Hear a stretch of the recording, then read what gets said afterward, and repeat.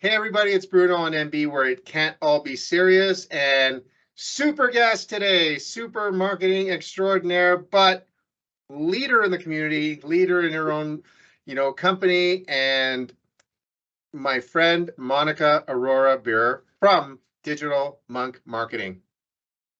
Thank you for that intro, Bruno. That was amazing. I hope I can live up to it. Well, you already did because I gave you the intro, so it's just the way it is. That's how I know you. You know, our little thumbnail here on the show says that, how women lead and women in leadership. So why don't I just let you explain what you're talking about when you talk about women in leadership?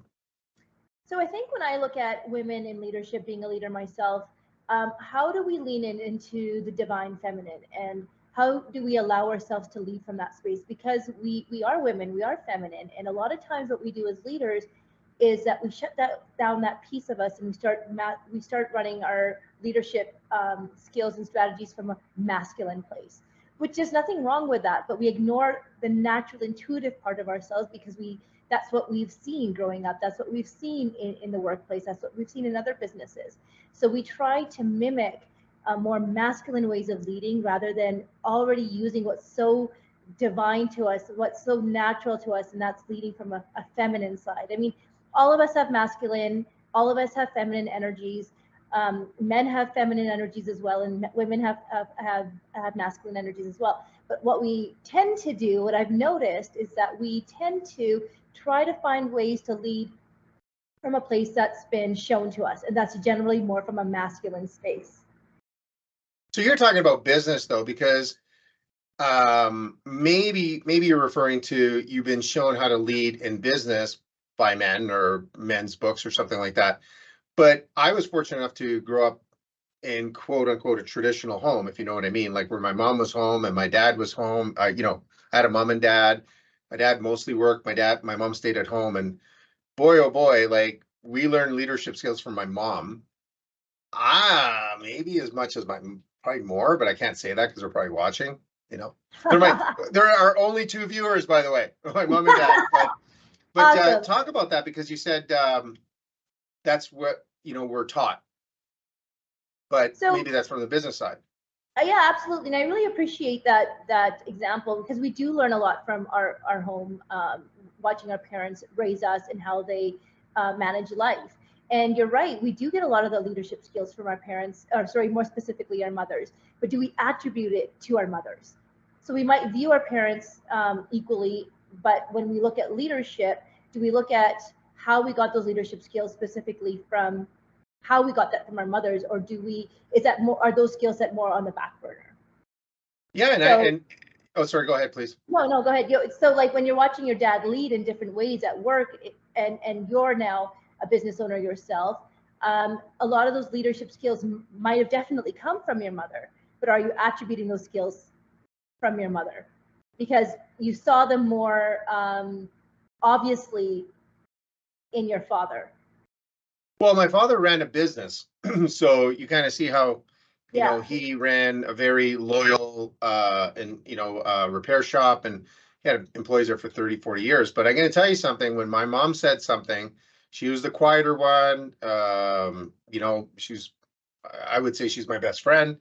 And boy, oh boy, when she said things got straightened out, you got one chance, and then the slipper was shown, and then it was over. And I'm not trying to really make fun of it, but man, we listened, we had to listen. And I remember my uncles and aunts and stuff like that. And, the men worked and the women ruled the rest of the world. So yeah. I agree with what you're saying, but I'm also saying that you learn from that too, right? You don't have to read a book. No, I totally agree with that. Absolutely. That we are shaped in so many ways from both of our parents. Specifically in leadership, how in your specific situation, how you saw your mother lead the household, how she led the family, how she led everything in that way. And those leadership skills are so strong and so innate. Like, she knows how to get the kids to do what they need to do. She knows how to do all of those things just naturally without having to read a leadership book. because she relied on her divine feminine energies to do that. She knew how to use nurturing and compassion ways of getting the kids to do the things that she needed to do. Those are very natural ways of her to lead the family. While your dad probably used different ways to lead his team, to lead his business. So what is it that your message would you like to, I guess, point out as to young entrepreneurs? And I mean, you're pretty young, you know, and but you've been in business for a while, and I'm just saying, what would you tell somebody, especially women, starting their own business, starting their own ventures? What would you suggest in terms of being a woman and being a leader? I think really finding your own leadership style, understanding who you are, and leaning into those skill sets, and then seeing how those can translate into leadership strategies. So a lot of us women, you know, we maybe listen to our gut a little bit more. We have that intuition that we want to follow, but doesn't always make logical sense to do so, right? So I think with the new generation opening businesses or in leadership positions, to really lean into that instead of trying to be in a leadership where you are not authentic to who you are. So leading from where and who you are authentically. I think a lot of times, I know for me specifically, I would always look at different leaders and, you know, in big companies and see how they would roll out strategies with their team. And it made sense because it was successful. That's why it was a case study. But it didn't necessarily relate back to who I was and who I am, and to do it that way. So I had to really figure out my own leadership strengths, and that was true to me. And I think that sometimes isn't rewarded because it's not going by a book, or it's not going by the strategies that you learn in school, in business school. So you're always kind of fighting the two of who am I as a leader, and how have I taught to be a leader. Well, you know what's really funny? I'm very careful on using the word funny. Is that we're going to talk about digital marketing, your company. You're a true marketer, and how we met was kind of a very linear way of meeting somebody. Is you reached out to me and said, "Hey, maybe I can help." You know, that whole thing. I'll leave that out because I'll mess that up. And then finally, I said, "Yeah, intriguing enough." You know, we get so many inbound messages from LinkedIn, and I'm getting to my point. My viewers know I make a point at the end of the day, but so and then reach out back and forth a little bit. It was intriguing enough, and we meet. And I only knew you by your married name, and then you're talking. Remember that? And the reason why I bring this up is because you're talking about leadership styles and everything like that. And then all of a sudden, I see your your maiden name, and I'm like, hold on a second, I know your father, right? And I knew him fairly well, and I just never connected the dots. And I know he was a great leader, and he still is a leader. But in business, he was a very. I'll let you talk about that. And then if we can talk about it, you met, I guess, his boss and were working out with her or something like that. And she was an incredible leader, like one of the best leaders I've ever met. And she was a client of mine. She became a really good friend. So we were kind of destined to meet. But first and foremost, your digital marketing strategy works because we met without anything. So we can talk about that after. But I want to tell you, you know, about your father and about his ex-boss that you kind of hung out with a little bit. Tell me what you've learned from both of them, because they're both extraordinary.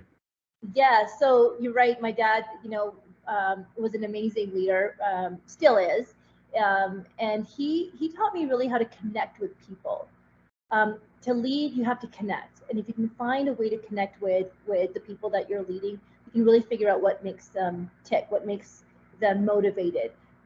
We always assume, not always, but a lot of times we assume it's things like money that motivate people, or a job title, or a lot of these more logical motivators. But we don't necessarily look at all of the soft things that motivate people. And I think I really got that from my dad, really understanding how once you understand how everyone ticks differently, and you can kind of allow your leadership skills to accommodate that, you're going to get the results that you want from your team. We can't expect as leaders for our team to accommodate to us. And I think that's often a misconception, that I'm the leader, this is the mandate, this is the strategy we're going through with, let's follow. But I think if we have that mutual connection of this is the strategy, do you agree? How can you be a part of the strategy which is most authentic to you, where you can strive, motivate yourself, and be the most successful in whatever you're leading to do, is a much more successful way of driving a team, rather than saying, hey, this is what we're doing it, and let's do it this way. It becomes a one-way conversation. Right. And if you want to mention his boss, only because I think it's kind of extraordinary that your dad would recommend that you meet his boss at some point, and comfortable enough with an incredible female leader. And I think my dad and his boss working together made an extraordinary team, because they brought two skill sets together. My dad be more, I guess, from the masculine energy, and his boss really being from understanding the masculine energy, leading from there, but really, really understanding the feminine side of leadership as well, where they were able to really make some big strides and moves in their business. Yeah, and I have no problems, saying your dad's name is Dave, and who we're talking about is Colleen Moretti. And the reason why I bring that up is because you're talking about women and men in leadership, and I had the great privilege of working with them in a leadership capacity, where they were, working on their team. And I just think it takes a very special person, comfortable with his own leadership, to introduce you to his boss or former boss or whatever. Very unorthodox. And that meant they built a really trusting relationship, which I think is really important. And I'm going to tell you something. Sometimes you guess wrong, but yeah, I was kind of sold on you just on your meeting and your credit. And all of a sudden I figured out that Dave was your dad. And I'm saying, if she works half as hard and is half committed as your dad was in his business, I go, how back at you be, right? And listen, we're just human beings. I'm just telling you, that's kind of how we feel, right? Yeah. And you haven't disappointed. So. Well, thank you. And I mean, that really goes to say how strong word of mouth is, right? Like when you're associated with certain people that are leaders in their own right, and they make recommendations, or you're associated with them, we definitely have that feeling that translates into credibility and trust. So one quick question. What did you learn from your mom's leadership skills? Wow, yeah, my mom was an amazing leader in her own space, for sure. And I think with her, it was really the nurturing and the compassion piece where I learned. And coming back to how can we connect with people, but from a nurturing and compassion place. Really putting yourself in somebody else's situation, and leading from there. So I think that my mom was really, really good at that, not just with us kids growing up, but even in her workspace. She worked in finance and was a stockbroker, and worked with a ton of male leaders, and majority of her industry in that time, which was quite some time ago now, were males. So, balancing how males lead and how females lead became a little bit more challenging, because you're kind of outnumbered, but still really respected, because you always came with a different approach in your meetings. Like, when everyone's coming up with a solution to an issue at the workplace, majority of the time, a lot of the strategies that would come up were really logic based, which I think in business they still are. But if you're coming with a different approach, more nurturing, more compassionate, more intuitive, a lot of the times you're thinking outside of the box now, and solutions that you maybe would have never considered before. So let's talk about digital marketing a little bit, because obviously that's where you put everything into play with your leadership, your creativity. But this is not a shameless plug, but your execution. I think that's what sets you apart from some of the companies that call you all the time and say, hey, I can get you this. You actually execute. So tell us a little bit about digital marketing, because I'm going to mess it up for sure. You always think that you'll have like an elevator pitch always available and ready to go. And marketing changes so quickly that your elevator pitch always changes as well. With Digital Monk, what keeps me so passionate about it is the ever-changing landscape. Like, we're constantly learning. We're constantly learning new ways of reaching out to your target audience. We're constantly finding new ways to get results. because that's the space that we're in right now. So I think that's really what sets us apart, is that we're really technically driven that way. Really understanding algorithms, really understanding the new technologies. Really now, I mean, everyone's talking about it. AI, how does AI affect all of us in our industries, specifically marketing? And it's been an asset, and it's also been a hindrance, right? So really playing in that space and understanding how AI can and how it will change the face of marketing, and how we have to pivot our strategies, our offerings, and how ultimately we generate revenue for our clients with the changing technology. Well, what I found really interesting about your approach, and it's consistent with how you described your company, is you kind of never use the word, let's try this and let's try that. Like, that kind of irritates people like me, because we're like, try, that means, okay, that's another $10,000 and see what happens. And I really appreciated your approach to certain things about saying, okay, let's kind of pause this because we're beta testing this, and until I get this right or get some substantial numbers, do I want to involve you in it? And I think, for those viewers trying to suck me into some things, I'm a very suckable into guy because I believe in technology and everything, but you're the one that actually pauses, if not stops, until you figure it out. And I really appreciate that. Is that part of your normal process, I guess? I think it's super important that we beta test everything before we really offer a service full-heartedly to any of our clients. So, and that's what we do internally. We beta test all of our new technologies on our accounts. And then a lot of times when we need extra accounts and we need to start testing on in other industries, we invite our clients to be a part of that testing. And so we want to make sure when we're offering a service, it is bang on. Like, we know exactly the kind of results we can expect. We can also make sure that we're promising something that's actually deliverable. Yeah, and I did, again, I can't endorse people I don't use, and I'm using you, and it's like, that's the one thing I really appreciated after going through some experiences, that, okay, let's try this and let's try that. And that's Latin for it cost me money. And you purposely kind of go, we tested it, but we're not done our testing on my, Monica's network. And we did I remember you were telling me something about putting out, what was it, like 300 million blogs a day. And I'm like, how do you even come up with this? But whatever, you put a lot of blogs out to see something. And then you said, no, we're not happy, or something like that. So I do appreciate that. And I really do encourage people to reach out to you if they see this video, to get a second opinion, first opinion, and engage in that, because your way of doing things is very comfortable, very effective, and you're very good at what you do. So, and your team, right? So thanks, Bruno. So last question in this episode, because you're going to come back, I think. I hope. Is, how do you find, we talked about women in leadership, and we used a couple of examples that were really good and close to a lot of people's hearts. How do you think leadership in women has changed since you entered the workforce? Because it's not been 100 years, but It's sure you've seen a difference. Yeah, well, yeah. Not as a while as me, but that's okay. I'm going into my 13th century here of working, but. No, not at all. I think what is happening now in the new generation is really cool, and women are so much more confident than I ever was when I first started business. Women now opening their own businesses come with a sense of authenticity already. They know who they are, they know their skill set, they know that they don't necessarily have to prove themselves to everybody. They're trying to prove themselves to themselves, which I love.